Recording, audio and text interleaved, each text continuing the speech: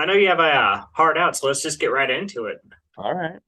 Perfect. So, I mean, how are you feeling entering this weekend, especially with, like an extra practice time to dial in the car?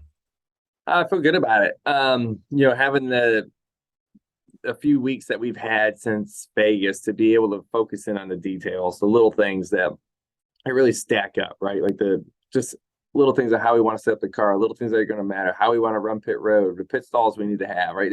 We've had these meetings after meeting after meeting of going over all these things to make sure that we are fully prepared when we get there because we've earned that advantage by winning, right? We've had that opportunity to do that while other competitors are out there, trying to, get their way through their round of eight to get to the championship four. We've been just focused on Phoenix. That's it. And that's given us a great advantage because this week's busy, right? We have me. I have the drivers have media.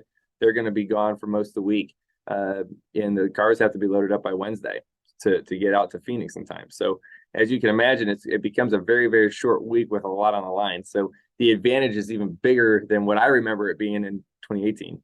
Oh, absolutely. Well, I appreciate you answering that question. I know the main purpose is to talk about your experience on Race for the Championship. And so, I mean, on that side of the conversation, I interviewed Harrison Burton a few weeks back, and he acknowledged it was super weird for him having cameras around at first, but you're no stranger to be on TV, whether it's like, Jay Leno's Garage or other stuff. I mean, what has that experience been for you? I think it's been good, and I think really the best part of to me has been able to watch the final product. Right Mm-hmm. when you're filming things, you're like, I don't know, they're gonna really use this, or I don't know, I'm just living life, so whatever. Here it is, guys. And but to see the final product on TV and watching how all that goes down, and I've enjoyed watching that, not just my own parts, but watching my competitors and how they prepare for races, how they live their life away from the racetrack. Like, as similar as we all are because we have the same job, Mm-hmm. we all do it so differently. Like, there's not much that we really do the same. And because we're all in different parts of our home lives, right? Like, Mm-hmm. some drivers are single, some are in a serious relationship, some are married, some have kids, some like it's just, and it changes the way they do everything, obviously. So it's fun to watch that and kind of get a glimpse into the way people do things. See, I appreciate you already answered my follow up question about what you've learned while watching it. So I can move straight on to Good. another topic. I mean, Great. is there anything that you've been really happy that they showed? Because I know it's fans don't get to see personalities up close, say like I get to if I'm in the media room or talking to you guys on pit road. Like it's a new experience for them. So is there anything from your personal standpoint that you were happy they showed? um I think for me, I'm always interested on how, right? Like, Mm-hmm. how did it happen, right? Like, great, you won the race, great, I got to see, the strategy for play out on Sunday, or the speed that you had in the car. Well, how'd you make your car so fast, right? Like, how did you put this team together? Like, I care about that stuff personally. Mm-hmm. And yeah, we don't completely spill the beans on how we do all that. We open the curtain a little bit to show, what our race teams are like and what our shops look like and how we kind of go about things and what the meetings are, structure is kind of like.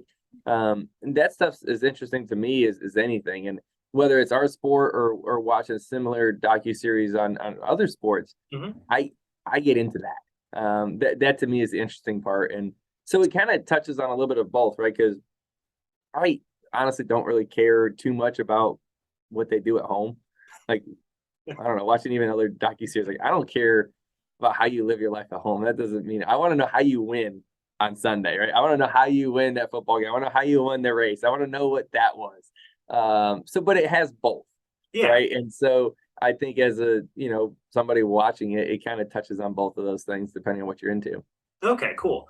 And going back to that a little bit, at least from the, the racing perspective of it, has there been a moment where you're watching it where you're like, okay, now this makes sense. Here's how, like this person succeeded at Coda or a different track like that?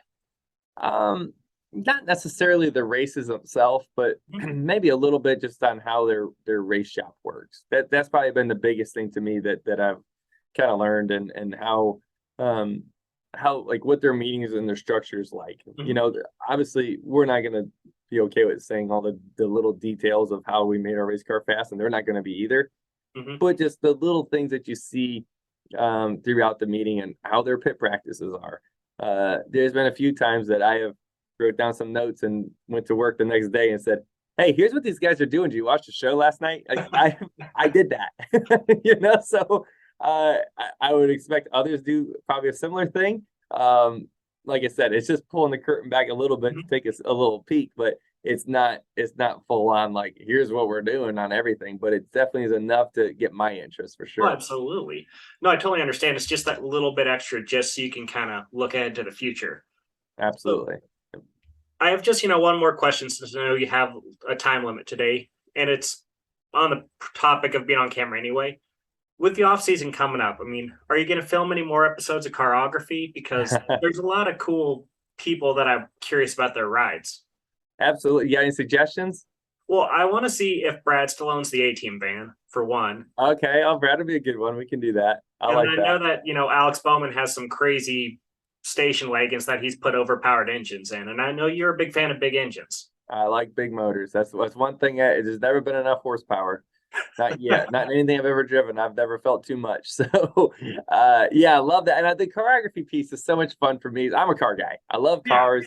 And I love even as much as even maybe as much of the cars. I love the stories that come along with them and the memories that people have and that emotional connection you have when you drive something and it all kind of comes back to you, right? Whether it's your grandparents' car or something you did with your dad or your mom, or you grew up around this car. It was the car that was, in the poster on your bedroom when you were a kid. Like, I don't know, like that connection and the reason why people owned a car to me is so cool Yeah. to learn and hear and what makes it special. Because you and I might walk right by a car and go, kind of cool, but whatever, on to the next one.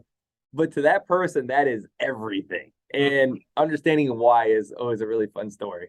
Awesome. Well, I mean, I appreciate that you've made the episodes you've made so far, and hopefully I'll see some more over the off season after you get some much needed vacation time. We'll work on some more for sure. We got a couple more in the bank. We'll keep working on them. Perfect. Well, Joey, thank you so much for taking time to talk to me, and I'll see you this weekend. Absolutely. Thank you. All right. Talk to Have you a soon, great man. day. Bye.